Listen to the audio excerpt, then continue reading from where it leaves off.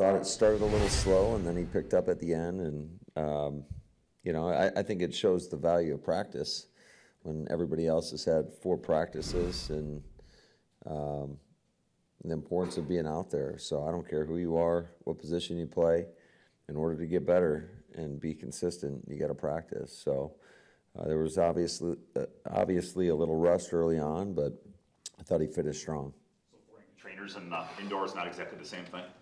No, not exactly. I know this isn't Pee Wee football, but is there a line somewhere between the guys being competitive and enthusiastic and maybe forgetting that they're teammates, or how you definitely want the guys out there competing to the best of their ability. You want guys being physical, but you want people to get out of practice healthy, and that's my number one concern every time we go out on the field is are we competing at our highest level?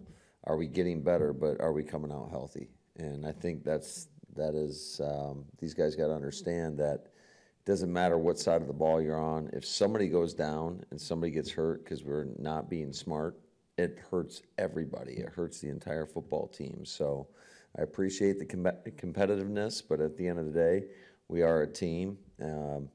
It does get – football's an emotional game, and sometimes tempers do flare, but more than anything, I just want guys to compete and keep each other safe. Address it with them in a meeting, Friday? Every day. Every day. Yeah. Yeah, I mean, anytime we see some stuff that we don't like on tape, we show it. And, and I also, it's got to come from our assistant coaches as well. And I think that was certainly emphasized. You mentioned the emotions part of it. Rashawn was ticked off at one point after one of those scuffles. It seemed like he was yelling at you. Maybe I'm wrong, and I guess regardless of that, how do you handle, as a coach, the emotions of that kind of moment?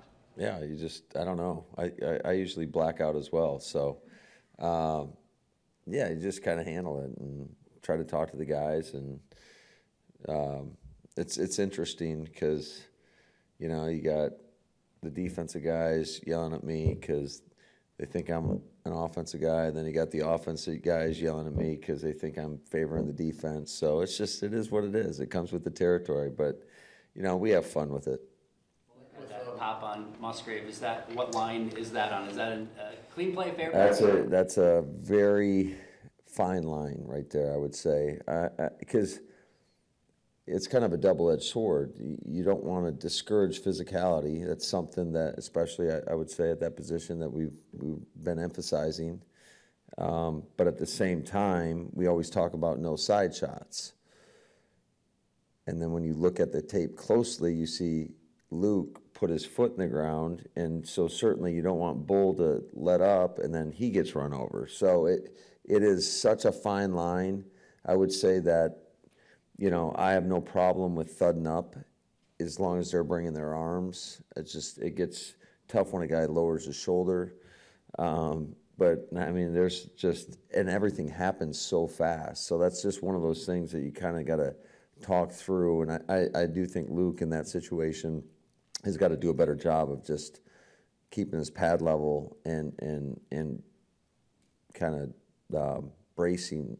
Instead of bracing for that, like you got to deliver some sort of blow, so you don't have a collision like that. But certainly don't want that type of collision.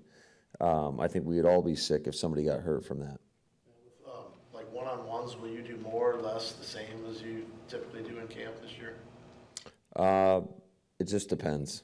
I mean, the way we've kind of broken everything down is working in these 3-day blocks from a low, high, moderate standpoint. And typically what we've been doing, or what the plan is on the low days, is not to do them.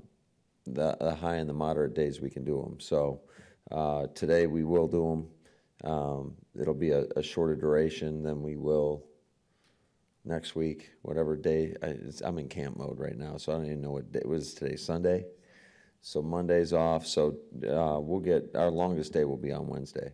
Does the 2-minute drill fall following the same line as the one-on-ones in terms of, picking and choosing which days to do it?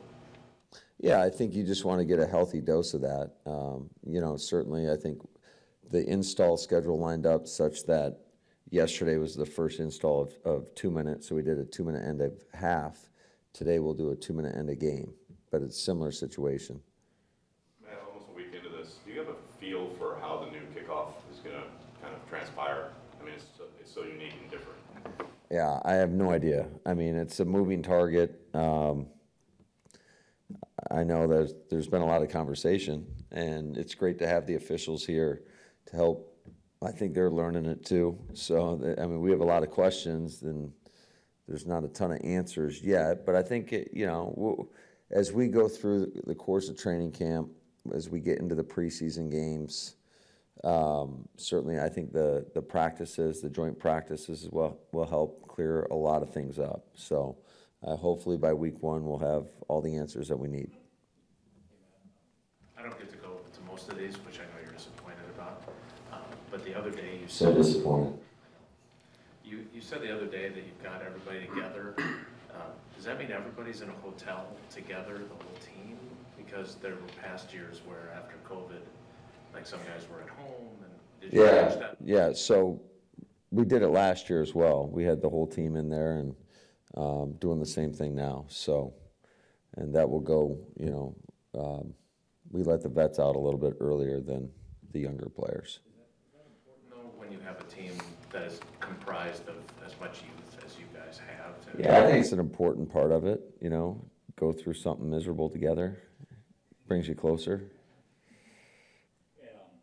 I know it's apples to blood nuts comparison here when you're comparing I've never heard that one before. I know it's not even apples to oranges, but Okay. your safeties didn't make a lot of plays last year in regular season games, but your safeties made a lot of plays in training camp, so it's a bad comparison. But is this scheme setting them up to make more plays, or are those guys just playing a lot better?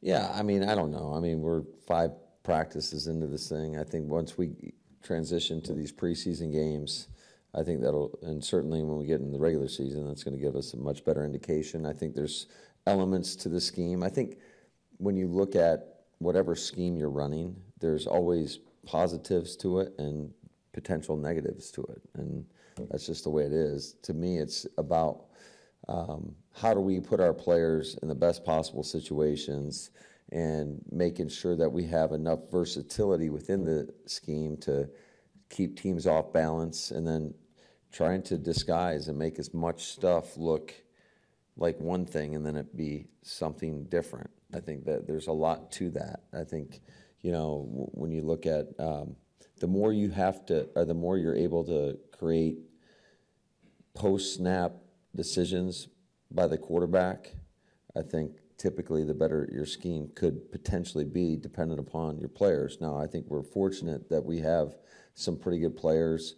Certainly, we've felt the pass rush is real, which in turn allows everybody else to play a little bit tighter, a little bit more flat-footed, a little bit more aggressive when you have situations like that. So it all goes hand in hand. I don't know if I really answered your question, but that's kind of how I see our defense right now. So how have you thought of, again, it's easy for us to see the splash plays, but what have you thought of Williams and Bullard?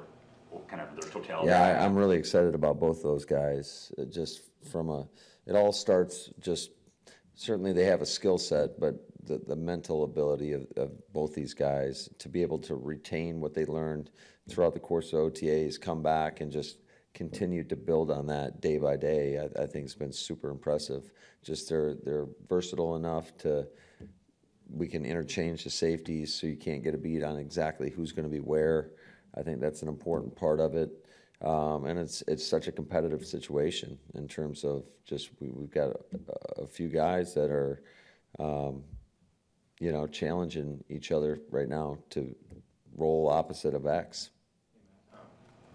I know it's only 5 practices in and only 1 padded practice, but what have you been able to find out about the offensive line with Elton having a day off, Josh being gone, Zach not practicing? You've had Morgan at right guard, you've moved around Ryan. At some point you'd like to get some continuity amongst the starting 5, but you know, I don't want to read too much into it. We've had one padded practice. I think it'll sort itself out the longer we get into this thing. You know, certainly we're shuffling a lot of guys around. There's a lot of different guys in and out of the lineup. I think there's a lot of good that comes of that, just getting guys in different positions to help cross-train them, and if in case something bad happens and you need to, you know, rotate guys around or whatever it may be. But we still got a lot of ball before we have to make any decisions. Two more, please. Do you think there's a chance Morgan is just better suited for guard? I mean, I feel like he's worked there almost the whole time. Yeah, he's been predominantly inside. Certainly in OTAs, we put him a decent amount of tackle. But I think he's starting to feel more and more comfortable inside. But I think he's talented enough, if need be, that if we have to kick him outside, we can do that.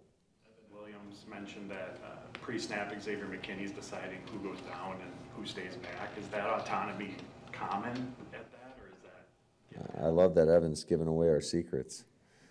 Yeah, X has, I mean, he's the vet in the room, and certainly put a lot of resources into him and want to put him, you know, in position to make plays because he's shown that ability. And we got a lot of confidence in him. But I think it just, in order to be able to do that, the other guys got to be in tune with every job responsibility that's required of whether you're a down safety or a post safety, whether you're the field safety playing quarters or you're the boundary safety playing a half field. So there's, for those guys to be able to handle that, I think it just kind of speaks to where they're at as well. Are there conversations with him about that second safety spot of what he's seen and, you know, how you, maybe who you end up starting at that position next to him? No, not yet. Maybe eventually.